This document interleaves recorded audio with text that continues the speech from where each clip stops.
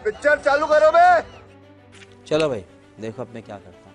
आलोक जी, हमारे देश के युवा छात्र के मन पर, उसके मस्तिष्क पर कितना बुरा प्रभाव पड़ता है आपकी दृष्टि में इस तरह परीक्षा रद्द होने का, पेपर लीक होने का। सब चंगासी रुक, तेरे को बताते अभी मजा आएगा ना भिड़ो। मुझे लगता है सईद भाई, ये बहुत गंभीर विषय है और सुप्रीम कोर्ट में मैं स्वयं पेटिशनर हूं। मेरी पेटिशन एक्सेप्ट होके उसके ऊपर सुनवाई भी चली।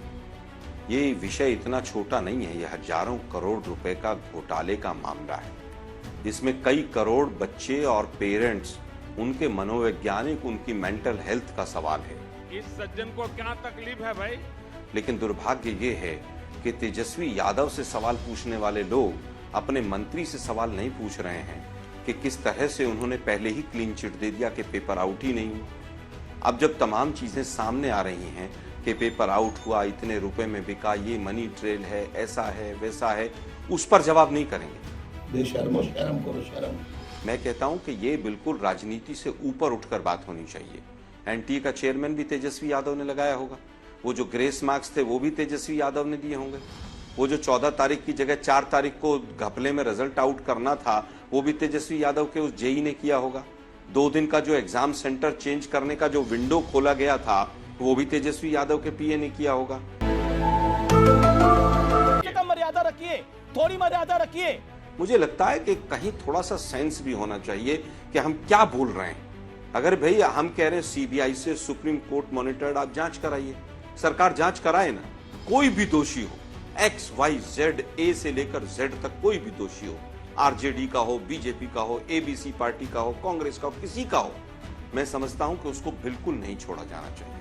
उनको मेरा स्टैंड चाहिए था, मैंने स्टैंड क्लियर किया कि जांच कराइए, इन चीजों को ट्विस्ट मत कीजिए। शाबाश बेटा, बहुत बढ़िया। आज राहुल गांधी जी ने जिस तरह से तमाम आरोप लगाए हैं, उनके जवाब हमें नहीं मिले कि जब से मोदी जी की सरकार आई है, इनके पेरेंट ऑर्गेनाइजेशन ने पूरे एजुकेशन स्ट्रक्चर पर कब्जा कर लिया है।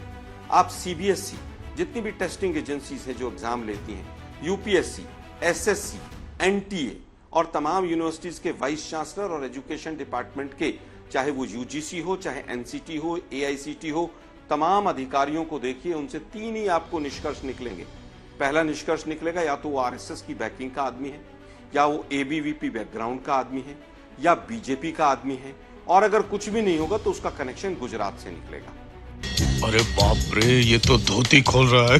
ये बिक गई है गवर्नमेंट, अब गवर्नमेंट में कुछ नहीं है। आज भी जो कुछ टेस्टिंग एजेंसी जिसने ऑफसोर्स करके काम किया था, सुना है गुजरात की कंपनी है वो, और वो अमेरिका भाग गया है वो।